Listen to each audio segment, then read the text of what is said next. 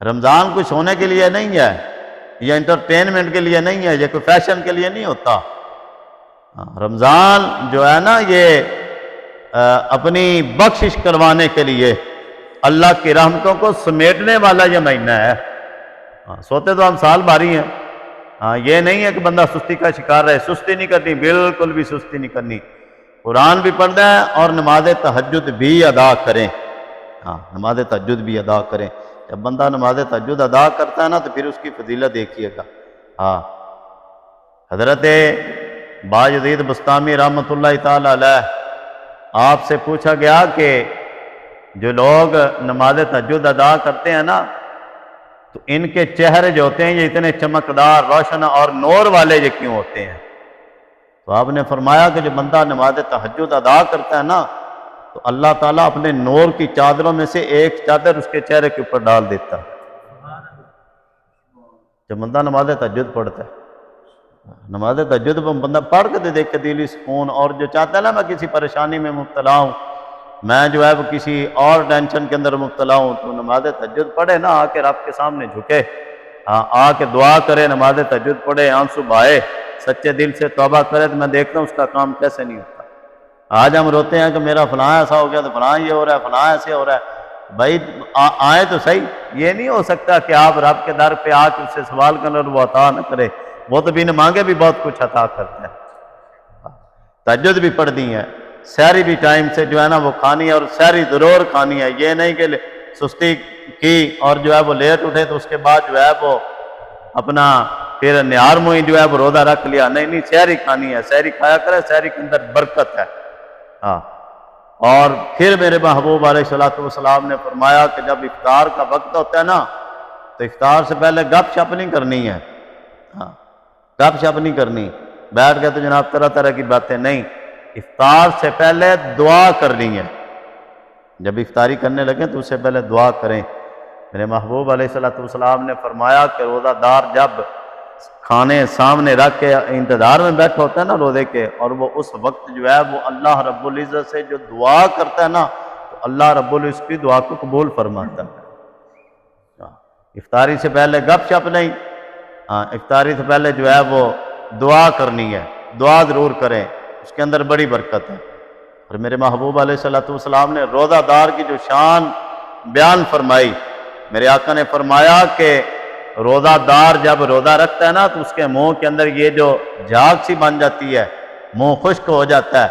تو فرمایا شام تک جو اس کے منہ کے اندر جو وہ جو جھاگ بنتی ہے نا،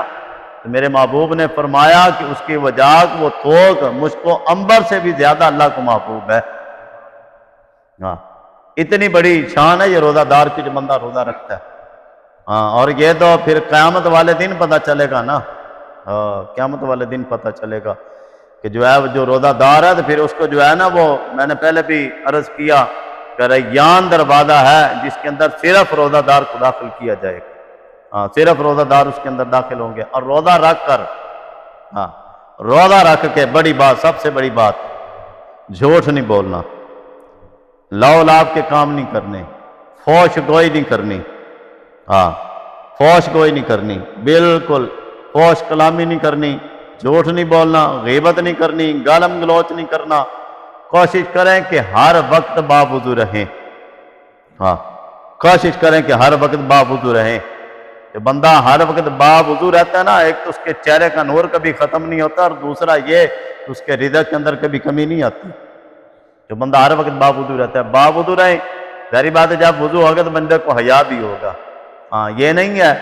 کہ بندہ اب روزہ رکھ لے، ٹھگی بھی اسی طریقے، جھوٹ بھی اسی طرح، دو نمبری بھی اسی طرح، اور جو ہے وہ جناب غیبت اور اپنا گانے بھی، بیہودہ قسم کے اشعار بھی، یہ کام نہیں کرنے۔ روزے کا مقصد ہی یہ ہے کہ اپنے آپ کو ہر چیز سے بندہ پیچھے لے آئے، پیچھے ہٹ جائے۔ روزے کا معنی یہ ہے، رمضان رم سے بنا ہے اور اس کا معنی یہی ہوتا ہے کہ بندہ اپنے آپ کو ہر چیز سے جو ہے نا وہ جدا کر دے، الگ کر دے، پیچھے ہٹ جائے۔ یہ تو ایسے تو نہیں ہے کہ اب بندہ کہے کہ میں نے روزہ تو رکھا ہوا ہے اور جناب جھوٹ بھی اسی طرح چلی جا رہا ہے، دو نمبری بھی اسی طرح چلی جا رہی ہے، دو نمبر مال بھی اسی طرح بیچا جا رہا ہے، فوش گوئی بھی اسی طرح سے ہے، گانے بھی گائے جا رہے ہیں، گانے سنے بھی جا رہے ہیں، اور کئی احباب تو اللہ معاف فرمائے ایسے ہوتے ہیں وہ کہتے ہیں کہ جناب اب ٹائم پاس نہیں ہو رہا تو لہذا میں جو ہے نا وہ کوئی مووی دیکھ رہا ہوں یا کوئی ڈرامہ دیکھ رہا ہوں۔ خدا کا خوف کرو یار، اگر تیرے پاس اتنا وافر مقدار میں ٹائم ہے، تیرے پاس ہے، تیرا ٹائم نہیں گزرا تو درود حضور کے اوپر پڑھنا۔ تیرے پاس ٹائم ہے تو قرآن کو کھول کے پڑھنا۔ میں دیکھتا ہوں کیسے جو ہے وہ ٹائم پاس نہیں ہوتا۔ میں بذات خود یہ نہیں ہے کہ یہ صرف بتانے کے لیے ابھارنے کے لیے یہ صرف بات کر رہا ہوں، یہ بات نہیں ہوتی، ٹائم ہی نہیں ملتا، یقین مانے قرآن کی تلاوت کر کر کے ٹائم ہی نہیں ملتا، ایسے لگتا ہے کہ ابھی دن جو ہے وہ گزر جانے، ابھی رات گزر جانی ہے۔ ہاں آپ پڑھیں گے تو آپ کو جو ہے نا وہ دیکھیں، آپ جب قرآن کو پڑھیں گے، قرآن کو سامنے رکھیں گے تو قرآن بھی تو آپ کو اپنا نور عطا کرے گا نا، قرآن بھی تو آپ کو اپنی راحت عطا کرے گا نا، سکون دے گا نا، آپ کو اپنی طرف کھینچے گا نا، آپ کو سکون دے گا۔ ابھی یہ تو نہیں ہے کہ جناب اب روزہ بھی رکھا ہوا ہے اور روزہ رکھ کے جو ہے وہ روٹین وہی ہے اسی طرح۔ بھائی دیکھیں جب بندہ روزہ رکھتا ہے، روزہ رکھنے کے بعد وہ کوئی چیز کھاتا نہیں ہے، پیتا نہیں ہے، حالانکہ اس کو دیکھنے والا تو کوئی نہیں ہوتا، بھوک بھی لگی، پیاس بھی لگی ہے، ایک بند کمرے میں وہ کچن میں کھڑا ہے، طرح طرح کی چیزیں پڑی ہوئی ہیں کھانے کی، نہ وہ پیتا ہے نہ وہ کھاتا ہے، کیوں؟ اس واسطے کہ اس کا رب اس کو دیکھ رہا ہے، بندہ نہیں دیکھ رہا۔ تو یار جس وقت جو ہے وہ بندہ اپنا ساری چیزیں اس کے سامنے پڑی ہیں، اکیلا تنہائی میں روزہ رکھا ہوا ہے، کھاتا نہیں پیتا نہیں، کیوں؟ رب سے ڈرتا ہے کہ مجھے میرا رب دیکھ رہا ہے، اگر میں کوئی چیز کھاتا پیتا ہوں چوری تو روزہ ٹوٹ جائے گا، قضا بھی لازم ہوگی اس کے اوپر، کفارہ بھی آئے گا، گناہ بھی ہوگا، رب سے ڈرتا ہے۔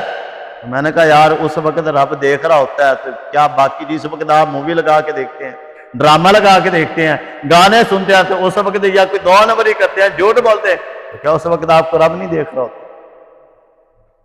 ان اللہ خبیر بما تعملون واللہ خبیر بما تعملون۔ یہ تو سارے کے سارے اللہ نے قرآن میں واضح فرمایا کہ بے شک اللہ تمہارے اعمال سے واقف ہے، تمہیں دیکھ رہا ہے، وہ خبردار ہے جو عمل تم کرتے ہو، وہ غافل نہیں ہے اس چیز سے جو تم عمل کرتے ہو۔ اللہ جب روزے میں دیکھتا ہے تو باقی دنوں میں بھی دیکھتا ہے، باقی جگہ پہ بھی دیکھتا ہے۔ ہاں روزہ رکھ کے یہ کام نہیں کرنے، ہاں کہ جناب میرا ٹائم پاس نہیں ہو رہا، تو ٹائم پاس نہیں ہو رہا تو جو ہے وہ جناب مووی کے ساتھ ہی۔ اصل میں بات پتہ کیا ہوتی ہے، یہ جو اس طرح کے جو احباب بہانے بناتے ہیں نا جو لوگ کہ جناب میرا ٹائم نہیں پاس ہو رہا تھا تو میں نے یہ ڈرامہ لگا لیا، تو میں نے کوئی فلم لگا لیا، تو اب جو ہے وہ اس کو دیکھ رہا ہوں تو میرا ٹائم ایسے گزر جائے گا۔ اصل میں بات یہ ہوتی ہے کہ بندے کی توجہ اور جس طرف اس کا دل ہوتا ہے نا تو پھر بندہ اسی طرف ہی جاتا ہے۔ ہاں آپ نے دل تو دے دیا ڈراموں کو اور فلموں کو، جب دل ڈراموں فلموں کو دے دیا تو پھر دل جو ہے وہ ڈراموں فلموں میں ہی لگے گا نا۔ جب دل جو ہے وہ قرآن کو دیا ہو، درود کو دیا ہو، اللہ کی عبادت کو دیا ہوا ہو تو پھر دل اس میں جا کے لگتا ہے۔ ہاں یہ ان لوگوں کے لیے ہوتا ہے جو کہتے ہیں یہ بہانے ہوتے ہیں سارے، اور کچھ بھی نہیں ہے۔ بھائی اتنا وافر مقدار میں تیرے پاس ٹائم ہے تو قرآن پڑھنا آ کے، ہاں قرآن پڑھ۔ اب قرآن کے پورا قرآن نہیں، صرف سورہ ملک کی بات کرنے لگا ہوں۔ میرے محبوب علیہ السلام نے فرمایا کہ قرآن سورہ ملک کو پڑھا کرو، رات کو سونے سے پہلے قرآن اس سورہ ملک کی تلاوت کرو۔ فرمایا اس کی ایک برکت یہ ہے کہ جو بندہ روزانہ سونے سے پہلے اپنے بستر پر جاتا ہے تو سورہ ملک کی تلاوت کرتا ہے، تو میرے محبوب نے فرمایا کہ جب اس کو قبر میں رکھا جائے گا نا تو اس کو عذاب قبر نہیں ہوگا، صرف ایک سورہ ملک پڑھنے کی وجہ سے فرمایا کہ اس کو عذاب قبر نہیں ہوگا۔ اور دوسری اس کی برکت، صرف سورہ ملک کی بات کر رہا ہوں، پورے قرآن کی بات نہیں کر رہا۔ اور میرے آقا نے فرمایا کہ جب قیامت کا دن ہوگا نا، قیامت کا دن ہوگا تو جو بندہ دنیا میں رہ کے سورہ ملک پڑھتا تھا اس کو حکم ہوگا نا کہ اس کے اعمال کی وجہ اس کو جہنم میں ڈال دو۔ جب اس کو جہنم کی طرف لے جایا جائے گا نا تو سورہ ملک آ کے آڑے آ جائے گی اور آ کے عرض کرے گی سورہ ملک، اے اللہ یا تو مجھے جو ہے نا وہ تو قرآن سے نکال دے، یا پھر اس بندے کی بخشش فرما، یہ مجھے پڑھتا تھا۔ ابھی یہ تو نہیں ہوگا کہ رب جو ہے وہ سورہ ملک کو قرآن سے ہٹا دے گا، نکال دے گا، نہ نہ نہ، بلکہ بات یہ ہوگی کہ اللہ تعالیٰ اس سورہ ملک کی سفارش اور کرنے کی وجہ سے اس بندے کو اللہ تعالیٰ جنت عطا فرما دے۔ صرف سورہ ملک پڑھیے جی، صرف سورہ ملک، باقی قرآن پڑھیں گے تو قرآن خود شفاعت کرے گا بندے کی قیامت والے دن۔ ہاں جو بندہ رات کو ٹائم دیتا ہے نا، جو تراویح میں سنتا ہے اور خود جو ہے وہ قرآن پڑھتا ہے، تو قیامت والے دن قرآن بھی اس کی آنکھ شفاعت کرے گا،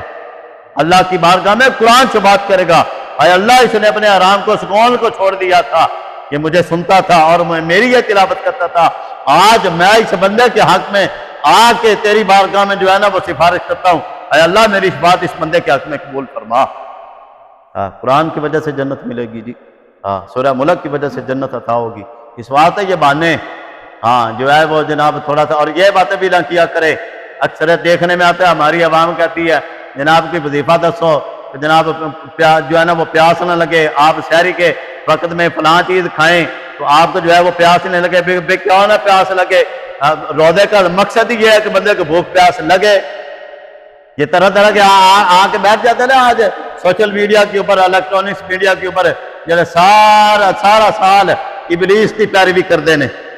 پورا سال ابلیس کی پیروی کی جاتی ہے، اور وہ جناب ڈرامے باز اور ایکٹر وہ آ کے دین سکھا رہے ہوتے ہیں۔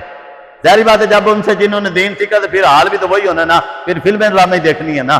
پھر قرآن پڑھ علماء سے سیکھا، علماء سے پڑھا ہو تو پھر بندہ قرآن اور عبادات کی طرف آتا ہے۔ جو پورا سال بےغیرتی اور بے حیائی پھیلاتے ہیں، وہ ٹی ویوں کے اوپر آ کے بیٹھ کے جناب دین سکھا رہے ہوتے ہیں لوگوں کو، اور لوگ ان سے دین لے رہے ہوتے ہیں۔ پھر اللہ وارث ہے نا، پھر جب ان سے ایک نچے نالی تو جو بندہ دین لوے تو پھر انہیں وہی دینا ہے نا جو کر دیئے۔ ان باتوں سے بھی بچے۔ ایسا نہیں ہے، یہ رمضان کی اپنی بڑی برکت ہے، بالکل بالکل۔ ہوش کوئی روزہ رکھ کے جو ہے وہ کسی طرح کا کوئی بھی ایسا کلام نہیں کرنا، کوئی لغویات نہیں کرنی ہے، کوئی گالم گلوچ نہیں کرنا۔ جو بندہ روزہ رکھ کے گالم گلوچ کرتا ہے، فوش کوئی کرتا ہے، گانے سنتا ہے، شعر سنتا ہے، مووی دیکھتا ہے یا ڈرامے فلمیں یہ دیکھتا ہے نا، تو یہ یاد رکھیے گا جو روزے کا نور ہوتا ہے وہ ختم ہو جاتا ہے اور روزہ اس کا مکروہ ہو جاتا ہے۔ روزہ کا نور ختم ہو جاتا ہے۔ روزہ تو سکھاتا ہی یہ ہے کہ جو ہے تمہیں پیاس بھی لگے، اور یہ جو آگے بیٹھے ہوتے ہیں نا کہ جناب یہ کھاؤ سحری میں یہ کھاؤ تو پیاس نہیں لگے گی، اور بھائی روزہ چاہتا ہی یہ ہے کہ تمہیں پیاس لگے، تمہیں بھوک لگے،